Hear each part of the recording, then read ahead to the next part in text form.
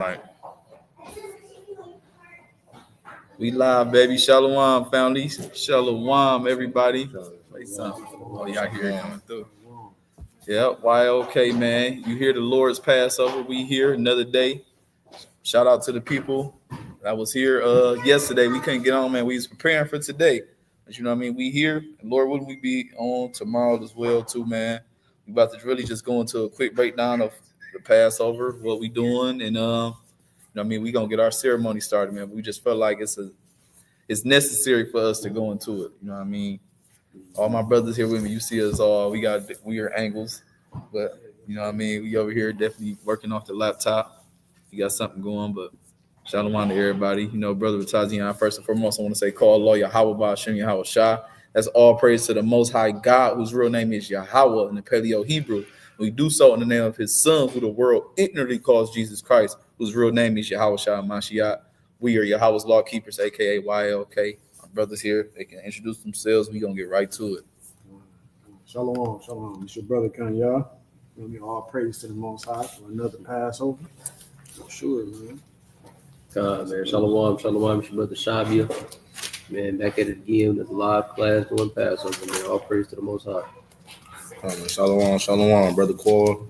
Through the Spirit, we here doing another Passover. All praises to the Most High God, Yahawah. Shalom, shalom, family. It's your brother Dayad. We here with a Passover live class for y'all. Lord willing, that's fine. Yeah, we got the moderator here today, y'all. We got the moderator here today, man. So without further ado, I'm about to share my screen. We're gonna start off with Leviticus, right? This is the law of God. We're supposed to do everything. We all one of y'all can get to, whoever want to bring it out. I'm gonna just share it on the screen though. You can get straight to the point. So I'll bring it up. It's like he almost there. Yeah, you can start up from there. Yeah, Shit, really straight to the point. Verse 5. Verse 5. It's the book of Leviticus, chapter 23, and verse 5. In the 14th day of the first month at evening is Yahweh's Passover. And on the 15th day of the same month is the feast of unleavened bread unto Yahawah. 7 days you must eat unleavened bread. Mm-hmm. In the first day you shall have a holy convocation. You shall do no servile work therein. You shall offer an offering made by fire unto Yahawah 7 days. In the seventh day is an holy convocation. You should do no servile work therein. You know, let me tell you something that's through the Spirit that I never really paid attention. It said we should make an offer by fire. We gonna do that with all the food we don't eat.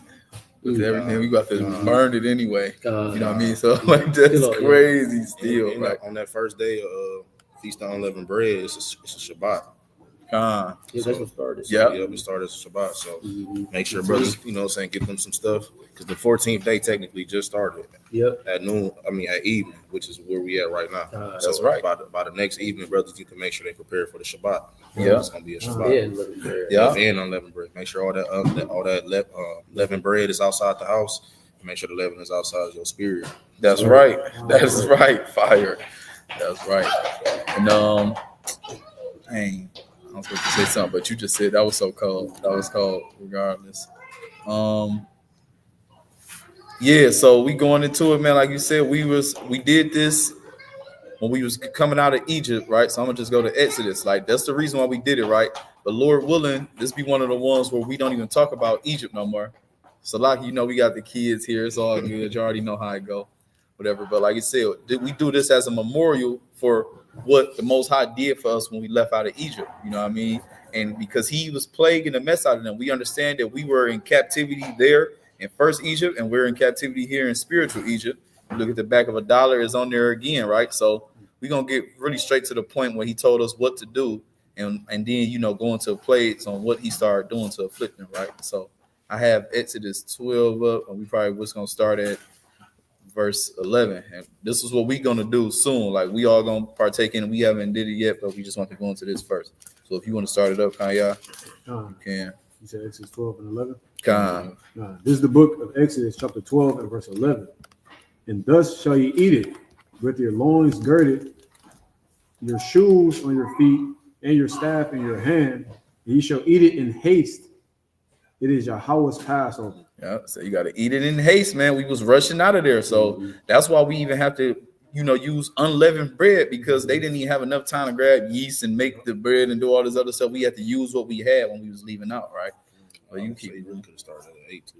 Really at 8? Yeah, just to get back. Yeah, just get a little bit of it. Go ahead, yeah. Talk about exactly how we about to do it. This is the book of Exodus, chapter 12, and verse 8. It says, "And they shall eat the flesh in that night, roast with fire and unleavened bread, and with bitter herbs they shall eat it. Eat not of it raw or nor sodden at all with water, but roast it with fire, his head with his legs, and with the pertinence thereof. Mm-hmm. And ye shall let nothing of it remain until the morning. And that which remaining of it until the morning ye shall burn with fire." Okay. So I'm gonna go through 11 again. It says, "And thus shall ye eat it with your loins girded, your shoes on your feet, and your staff in your hand, and ye shall eat it in haste. It is Yahawah's Passover." Right. You can read 12. Yeah, keep going. You might as well, at least finish 13 at this point. Yeah. Verse 12. "For I will pass through the land of Egypt this night, and will smite all the firstborn in the land of Egypt, both man and beast, and against all the gods of Egypt I will execute judgment. I am Yahawah." All right. Because when the time of Moses, when Moses was being born, they went through and smote all the firstborn of the Hebrew kids. So the Most High gonna spin the block, and that just lets you know with everything you're gonna reap what you sow. And this is what's really coming to this place. We're in a time of people are sowing, and it's time to reap. It's time to reap. So they did that. They killed all the firstborn Hebrews then, and he told them that he was gonna do that for them. Really, way back, I believe that's like Exodus 4, right? So this is what we're doing to spiritually protect ourselves in a sense, right? You could get 13. Says, "And the blood shall be to you for a token upon the houses where ye are. And when I see the blood, I will pass over you, and the plague shall not be upon you to destroy you when I smite the land of Egypt." Right? And we understand that everything is duality with Yahawah. He smoked the last one and with plagues, and he's going to do the same thing again. So we're trying to be made blameless. We're trying to make sure that we can escape judgment, man, and be covered by his love and by the blood of Christ at the end of the day. Yahawashi Mashiach. You got a precept? Yeah. Go ahead, we'll bring that up. Go ahead. Says, "And this day shall be unto you for a memorial, and ye shall keep it a feast to Yahawah throughout your generations. Ye shall keep it a feast by an ordinance forever." My brother said he got a precept real quick. Just to touch on, like he said, that the same thing that happened with Moses, and the Most High spent the block. And this is where we get to this scripture, the book of 2nd Ezra, chapter 5, and verse 42. "And he said unto me, I will liken my judgment unto a ring, like as there is no slackness of the last, even so there is no swiftness of the first." So the Most High judgment is like a ring. That's what it's saying. What goes around comes around. Come from. Literally. Right? So we can keep going, just show you a little bit of how he was getting to these straight points. You got your little points where we can just show like how he was afflicting them, and like it's about to be a lot of stuff coming around. You can start at that first one right quick. So you go to Exodus 7 and 19.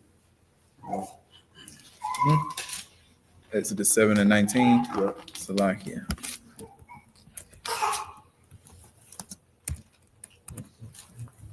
And I'm there. God, I'll bring it up.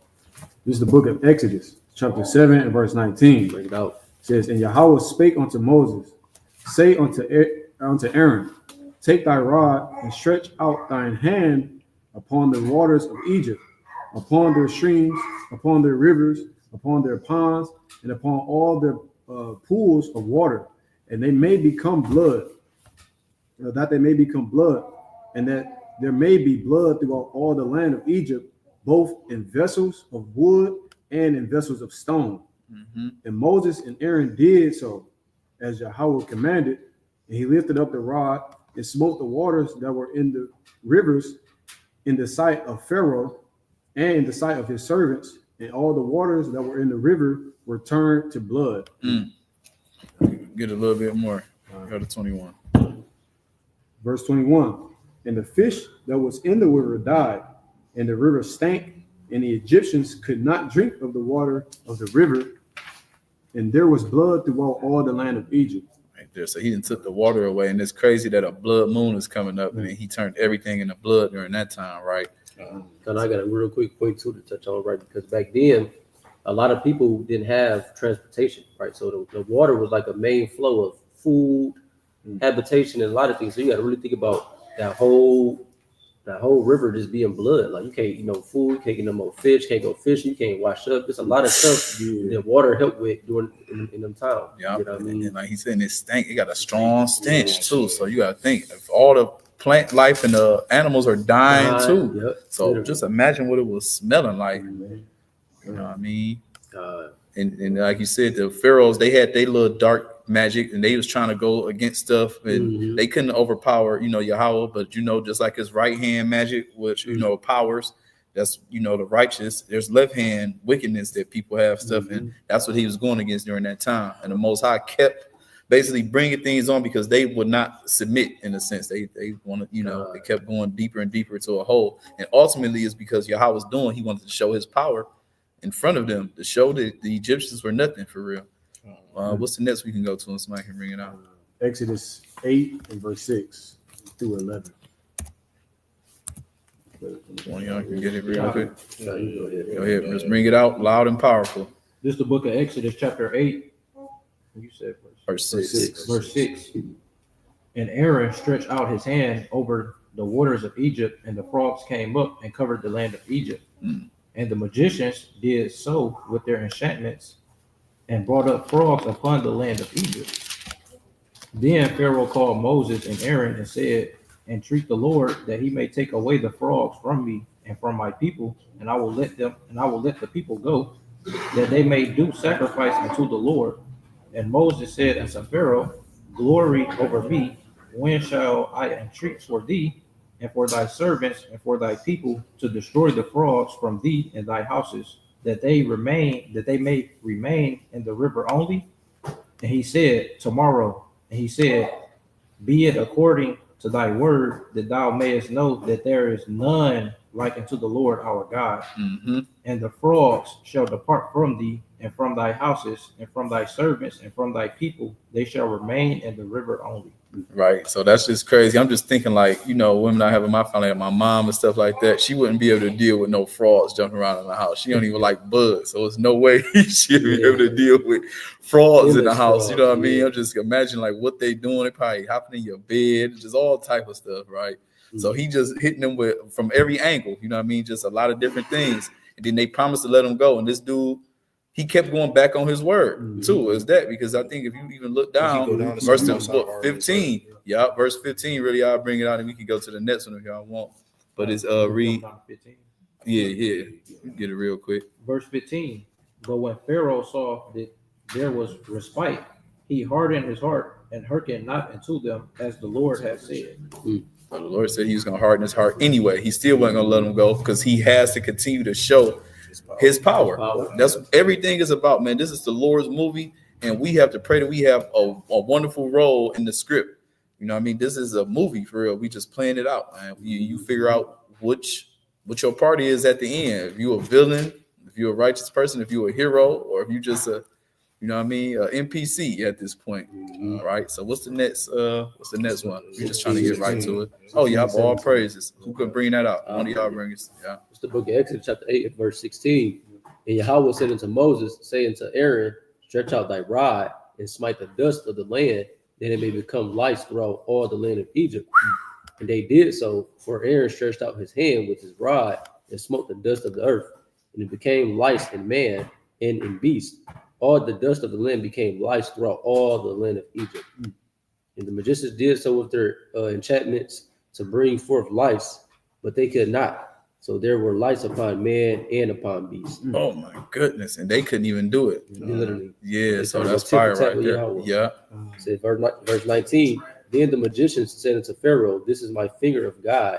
And Pharaoh's heart was hardened, and he hearkened not unto them, as Yahawah had said. All right, so the Most High showing even more stuff, and this dude continues to harden his heart to be like, like what is going on? My magic can't even work this time. Theirs is doing it. It's lice on man and beast. Like you gotta think about how irritating like that has to be. Like, oh yeah, you know what I mean? Yeah, all them cats they was worshiping. So he's doing all this stuff to show his ability, and this man is still not trying to, let the people go. You know what I mean? And just know like this time it's gonna be like way worse. But this is just possibilities that can come to this land, more than likely will, because you know what I mean. This is what he do, and I believe we keep going. They going to the next one, don't it? Yep. Right. Go to the next one. If you want to bring it out, Paul, just to get the next point, we can just spin around and I'll go after you. What's this, 20? Yeah. This is the book of Exodus, chapter 8, and verse 20. And the Lord said unto Moses, rise up early in the morning and stand before Pharaoh. Lo, he cometh forth to the water, and say unto him, thus saith the Lord, let my people go, that they may serve me.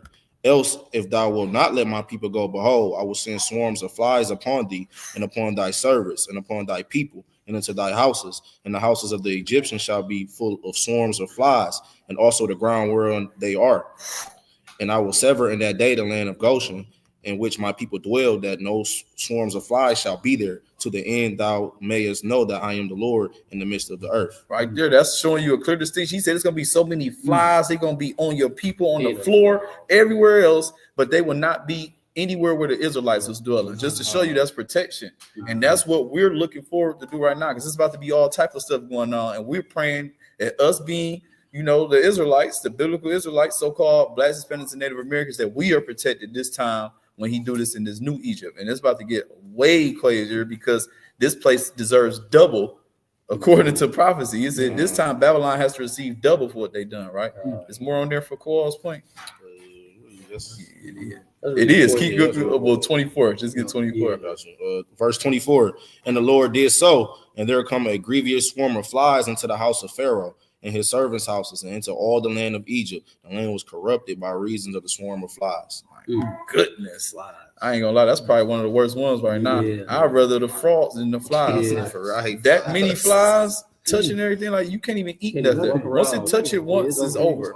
Once you touch food, you can't eat no food you got. So and you right gotta, there, you gotta throw away pots and stuff that you got. Yeah, and then still, just to sum it up, he asked him, you know, to remove the flies. This man's heart was hardened after that. After we removed the flies, he just seeing how powerful God is, and he still didn't let him go. So, you know what I mean? What's the next one? Bring it out. Exodus 9 and 3. Exodus chapter 9. All right. And this one, I bring this out. Oh, so he started killing the cattle. This is the book of Exodus chapter 9 and verse 3. It reads, behold, the hand of Yahawah is upon thy cattle, which is in the field, upon the horses, upon the asses, upon the camels, upon the oxen, and upon the sheep. There shall be a very grievous murrain, and Yahawah shall sever between the cattle of Israel and the cattle of Egypt, and there shall nothing die of all that is the children of Israel's. And Yahawah appointed a set time, saying, tomorrow Yahawah shall do this thing in the land. And Yahawah did that thing on the morrow, and all the cattle of Egypt died, but the cattle of the children of Israel died not one. And Pharaoh sent, and behold, there was not one of the cattle of the Israelites dead, and the heart of Pharaoh was hardened, and he did not let the people go still. Right there. And he killed all their animals. Now they don't even got no food, and none of the Israelites died. Like, that is ridiculous. That's crazy. All right. I think the next plague is in this same chapter. Verse 8. This is the book of Exodus, chapter 9 and verse 8. It says, and Yahawah said unto Moses and unto Aaron, take to you handfuls of ashes of the furnace, and let Moses sprinkle it up toward heaven in the sight of Pharaoh. And it shall become small dust in all the land of Egypt, and shall be a boil breaking forth with blains upon man and upon beasts throughout all the land of Egypt. And they took the ashes of the furnace and stood before Pharaoh, and Moses sprinkled it up toward heaven. And it became a boil breaking forth with blains upon man and upon beasts. And the magicians could not stand before Moses because of the boils, for the boil was upon the magicians and upon all the Egyptians. My goodness. So he started out with different things affecting their land, affecting their waters, affecting the houses. Now he started actually touching them. Now he's touching them physical. Like he trying to get your attention even more. He already killed your cattle. Now I'm about to make you feel it. He said they couldn't even stand. So you got to imagine how hard them bulls was on their feet and all this other stuff. They couldn't even stand up, and all over their body. Had to be some painful stuff. That's another thing too, because remember they kept trying to go tit for tat, like Shab said. Now he's showing them y'all can't even go tit for tat with me. They can't even attempt to no more, because now, like you said, the boys they not allowing them to stand, move, do nothing no more. They couldn't do anything in that moment, right? So we can keep going. I'm sure we pretty much almost through here. We Verse just trying to rush, 13. really just brief through it. Started 15. 13. 13. This is the book of Exodus, chapter 9 and verse 13. Uh-huh. And the Lord said unto Moses, Rise up early in the morning and stand before Pharaoh, and say unto him, Thus saith the Lord God of the Hebrews, Let my people go, that they may serve me. You could drop to verse 18. Yep, drop down to 18. It's 22 to point. Verse 18, Behold, tomorrow about this time I will cause it to rain a very grievous hail, such as hath not been in Egypt since the foundation thereof, even until now. Verse 22, And the Lord said unto Moses, Stretch forth thy hand toward heaven, that there may be hail in all the land of Egypt upon man, and upon beast, and upon every herb of the field throughout the land of Egypt. Here 23. And Moses stretched forth his rod towards heaven, and the Lord sent thunder and hail, and the fire ran along upon the ground, and the Lord rained hail upon the land of Egypt. Wow. Yeah, 24. Yeah, you might as well. Yeah. So there was hail and fire mingled with the hail, very grievous, such as there was none like it in all the land of Egypt since it became a nation. So you telling me he made fire and ice come from the sky Man. at the same time in a desert land? Yeah, This is desert, Egypt we yeah. talking about. So you gotta think now he's showing them all type of miraculous things. He said it's like since this been a time, they never seen anything like this in Egypt ever. All right, so just and just another to add thing. this, it's documented that they ended up having like a drought because like it's like some artifact that said they had like a 7-year drought because of it. Damn. We had to bring that up another time. Though. Kind. Next one is 10 and 12. We're just trying to get straight through these before we get still gotta feed the sheep and we gotta do our part. Feed ourselves. We gotta feed ourselves. It's the book of Exodus, chapter 10 and verse 12. Yeah. And Yahawah said unto Moses, Stretch out thy hand over the land of Egypt for the locusts, that they may come upon the land of Egypt, and eat every herb of the land, even all that the hail hath left. Dang. So the hail was destroying stuff too. Yep. Wow. Crops. Yeah. Verse 14. Is it? No, verse 13. Yeah, verse 13. And Moses stretched forth his rod over the land of Egypt, and Yahawah brought an east wind upon the land all that day and all that night. When it was morning, the east wind brought the locusts, and the locusts went up over all the land of Egypt and rested in the coast of Egypt. Very grievous were they. Before them there were no such locusts as they, neither after them shall be such. So he just sent one type of locust. He said get 15 too. Verse 15. For they had covered the face of the whole earth, and so that the land was darkened, and they did eat every herb of the land, and all the fruit of the trees which the hail had left. And there remained not any green thing in the trees or in the herbs of the field throughout all the land of Egypt. He made it look like wintertime over there. Man, He done he said everything. it was dark because they was flying through the sky. Everything's dark. Everything. How many of that? It's like them locusts or cicadas, how they be coming through. You know how it be billions and trees and They them. come out of nowhere. Yeah, out of nowhere. No crops, no nothing. Wow. I was gonna say read the last 2 verses. On 10? Yeah, read the last 2 verses. Last two. It's like this. 29. This like the I was just really just Well, we playing got to get around this a with whole it. nother plague though. This is the last one plague. darkness. Yeah, let's start. Get Oh to yeah, it. I'll bring it up. Yeah. This is the book of Exodus, chapter 10, and verse 21. And the Lord said unto Moses, Stretch out thy hand toward heaven, that there may be darkness over the land of Egypt, even darkness which may be felt.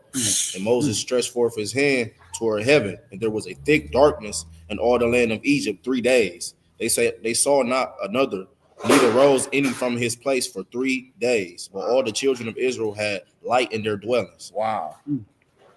Yeah, Yeah, that's speak what for itself. Yeah, I just dropped down to it. Yeah, Yeah, he still ended up dropped to giving them one more plague even after Yeah, this. still. So verse they 20. went complete darkness that they could feel, but all the Israelites had light in their house. They said they weren't able to see each other for 3 days straight. Yeah, Nobody left their house. yeah.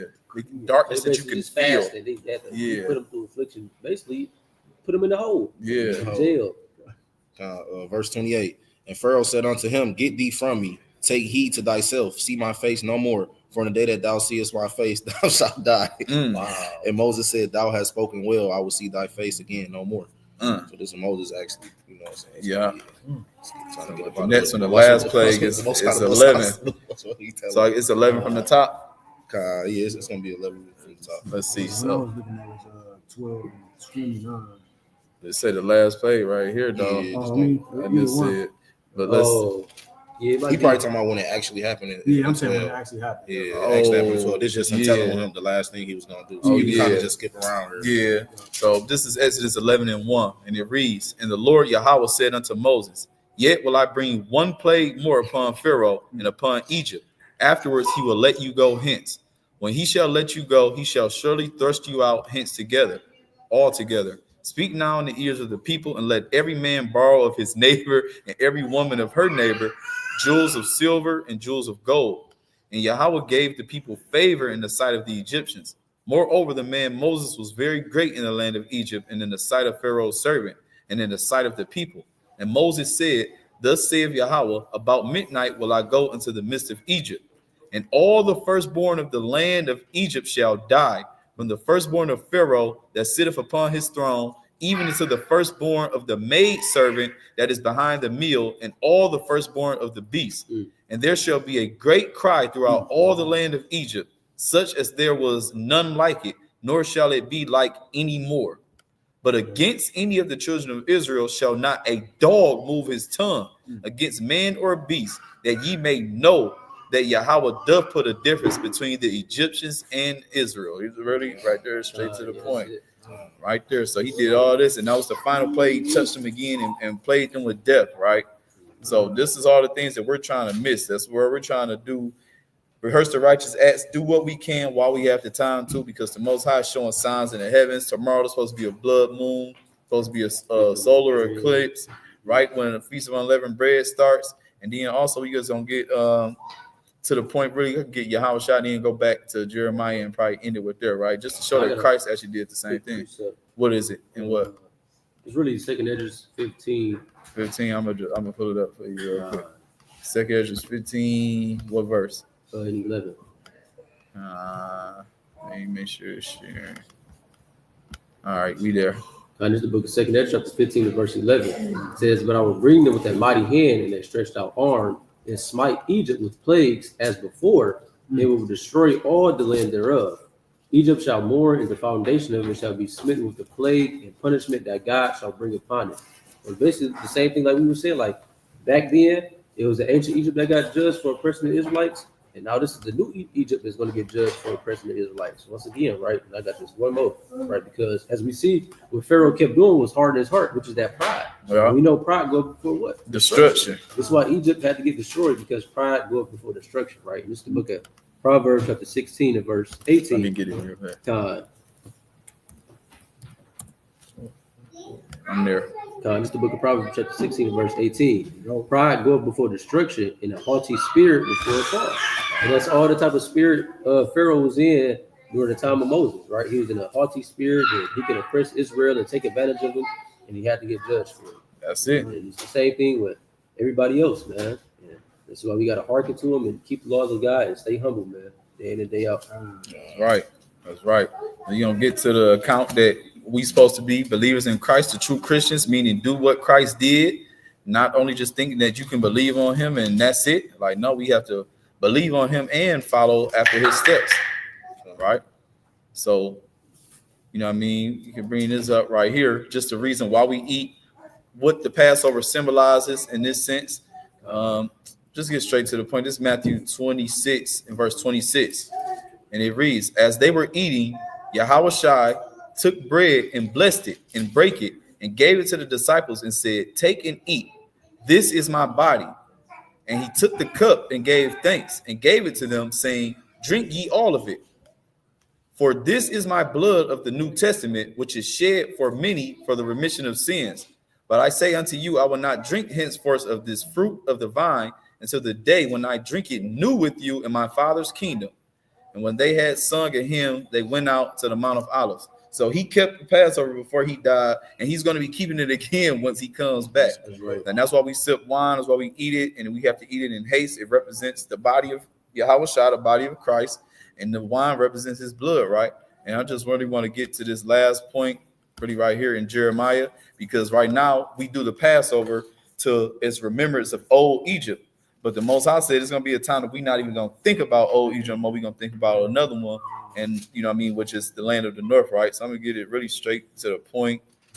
Jeremiah chapter 16 and verse 14, and it reads, future prophecy. Therefore, behold, the days cometh, saith Yahawah, that it shall no more be said, Yahawah liveth, that brought up the children of Israel out of the land of Egypt. But the Lord Yahawah liveth, that brought up the children of Israel from the land of the north, and from all the lands whither he had driven them, and I will bring them again to their land that I gave to their fathers. Right? Pretty much. That's what we're looking for. I could really get a little more and end it with this. Right? Behold, I will send for many fishers, saith Yahawah, and they shall fish them. And after I will send for many hunters, and they shall hunt them from every mountain and from every hill out of the holes of the rocks. Because you know, people gonna be hiding in bunkers and everything when stuff really start to happen, right? Verse 17, for my eyes are upon all their ways, they are not hid from my face, neither is their iniquity hid from my eyes. And first I will recompense their iniquity and their sin double, because they have defiled my land, they have filled my inheritance with the carcasses of their detestable and abominable things, right? So, like we said earlier, it says it multiple places they have to receive double. Even when he was talking about destruction of Babylon in Revelation 18, and said, you know, Babylon shall receive double for everything their plays to reach up to heaven. You know what I mean? We was on here, really did it quick. We was aiming for 20 minutes. This is 31 minutes. Shalom is everybody that came on here, man, and hollered at us. You know what I mean? Get our lights up, get our shares up, all that good stuff. You know what I mean? We we about to go into our ceremony. Really just wanted to, you know, holler at y'all for a minute, let y'all know what's up, man. Wow, okay, we still doing the work. Lord willing, we'll see y'all again tomorrow, Thursday, Feast of Unleavened Bread, to start of that at 8:30 p.m. You know what I mean? If anybody else got anything to say, if y'all want to bring out anything else, if not, we about to get our Passover cracking. You know what I mean? And, you know, say shalom to y'all if you got anything you want to bring out. No. Shalom to the people that's tapped in. Shalom to y'all that's in here watching. Shalom to y'all, Lord willing, y'all keeping Passover as well. You know what I mean? We about to get to our ceremony. We just want to do that for y'all real quick. So, man, without further ado, I'd like to say, call halal Yahawah, BAHASHAM Yahawashi. Say shalom, kwam yasharala. Until next time, man. How about them, Israel? Shalom. Shalom.